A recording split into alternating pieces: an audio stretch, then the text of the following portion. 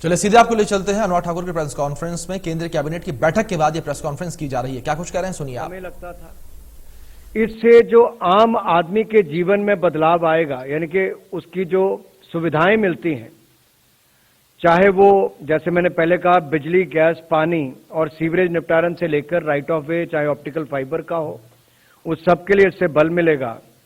और प्रतिवर्ष बाजार मूल्य का जो 1.5% ही इसमें मात्र देना होगा। इसके अलावा इसको पीपीपी मोड पर अच्छे स्कूल के भवन बनाने हो तो उसको भी देने का प्रावधान इसमें से किया गया है। स्वास्थ्य की सुविधाएं करनी हो तो उसके लिए भी प्रावधान होंगे। और इसके लिए मात्र ₹1 प्रति स्क्वायर मीटर के हिसाब से नॉमिनल वार्षिक फी ली जाएगी। आपको ज्ञात होगा इससे पहले मात्र 5 वर्ष के लिए ही भूमि देने की जो अवधि होती थी मात्र 5 वर्ष की ही होती थी।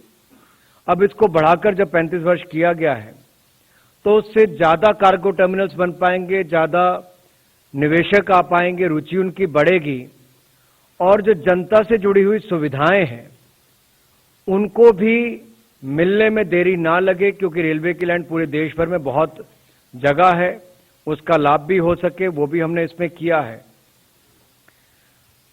कुल मिलाकर 300 गतिशक्ति कार्गो टर्मिनल्स विकसित होंगे और 1.25 लाख से ज्यादा रोजगार इसमें होंगे।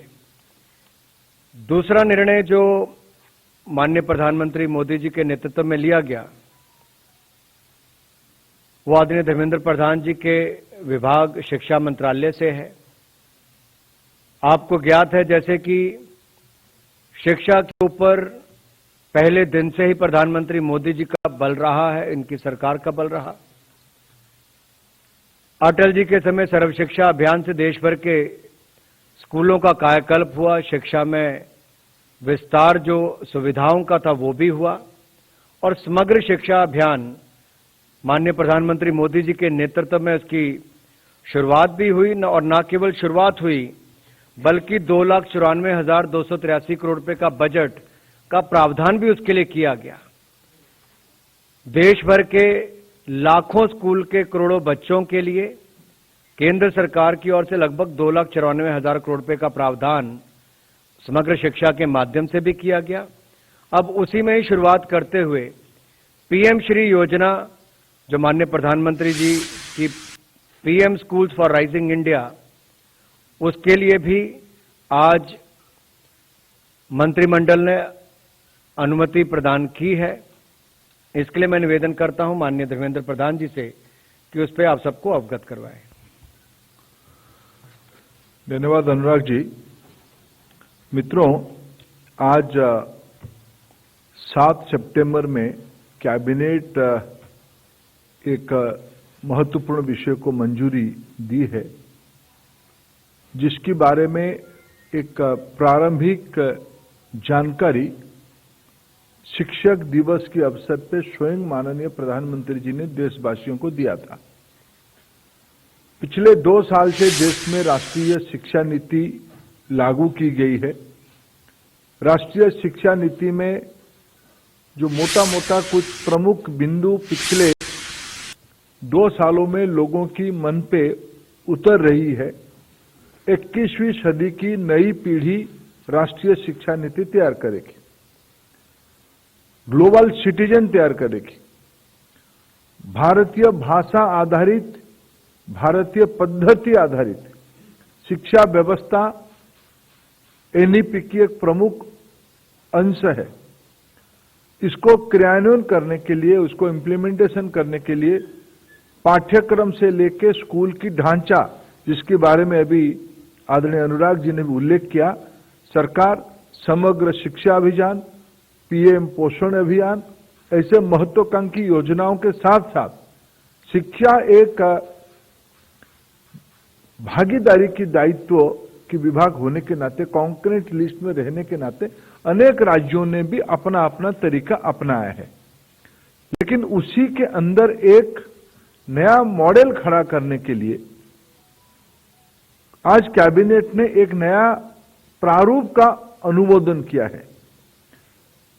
Prime ministers schools for rising India, prime minister school for rising India PM Shri के नाम पे एक आदर्श विद्यालय, एक सर्वश्रेष्ठ विद्यालय, एक मॉडल स्कूल बनाने के लिए आज कैबिनेट ने मंजूरी दी है। 2022 से 27 साल, 2022 से 2027 तक 5 साल के अंदर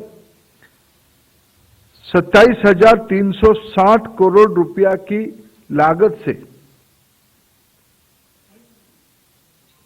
लगभग 28,000, लेकिन एग्जैक्टली 27,360 करोड़ रुपया,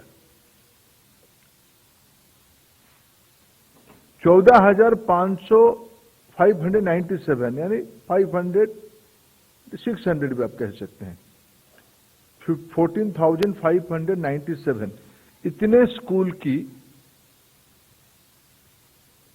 गुणवत्ता बढ़ाने के लिए, नया नेतृत्व खड़ा करने के लिए एक का ब्लॉक में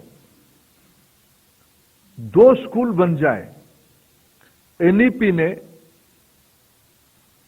पहली बार देश में बाल वाटिका की कल्पना, यानी सरकारी स्कूलों में प्ले स्कूल की कल्पना लाया है। तो आयु 3 से लेके क्लास 12 तक, यानी 17-18 साल तक 15 साल की स्कूल की, 15 साल वाला एक स्कूल और हायर सेकेंडरी का एक स्कूल, से 2 स्कूल एक ब्लॉक में एक केंद्रीय योजना लागू की जाएगी। स्कूलों की चयन राज्य सरकारों से वार्ता करके, उनसे अभी तक जो हमने योजना बनाई उनसे निरंतर सभी राज्यों से चर्चा हुई है। चैलेंज मेथड से, प्रतिस्पर्धा के आधार पे कुछ मानक, 60 से ज्यादा मानक रखा गया है। स्कूल की पक्की बिल्डिंग होनी चाहिए, स्कूल में बिजली होनी चाहिए, स्कूल में टॉयलेट बॉयज गर्ल्स के लिए अलग होनी चाहिए, पीने की पानी की सुविधा होनी चाहिए, प्लेग्राउंड होनी चाहिए, बाउंड्री होनी चाहिए। ऐसे 60 पॉइंटर्स हमने लिखा है। दिव्यांग बच्चों के लिए व्यवस्था होनी चाहिए। ऐसे स्कूल्स साल में 2 बार एप्लीकेशन दे पाएंगे, पोर्टल खोले जाएगा उनके लिए। एक ऑब्जेक्टिव तरीके से असेसमेंट करके सर्वाधिक 2 स्कूल एक ब्लॉक में रखा जाएगा। ग्रामीण इलाका में रहेगा, शहरों में भी रहेगा। उसकी मूल उद्देश्य गुणात्मक वृद्धि, स्कूलों के अंदर फाउंडेशनल लिटरेसी एंड न्यूमर। बड़ी जानकारी आपको दे रहे, मोदी कैबिनेट ने पीएम श्री योजना को मंजूरी दी है। योजना के तहत 14,500 स्कूलों का कायाकल्प होगा। ये बड़ी जानकारी आपको दे रहे हैं जिस बीच से सामने आ रही है। आपको बता दें कि केंद्रीय कैबिनेट की बैठक हुई, बैठक के बाद ये जानकारी जो है फैसलों को लेकर दी जा रही है। तो ये बड़ी जानकारी, रेलवे की लैंड पॉलिसी को मंजूरी जो है वो दी गई है केंद्रीय कैबिनेट की बैठक में, और रेलवे में 1.25 लाख नौकरियां जो हैं वो मिलेंगी।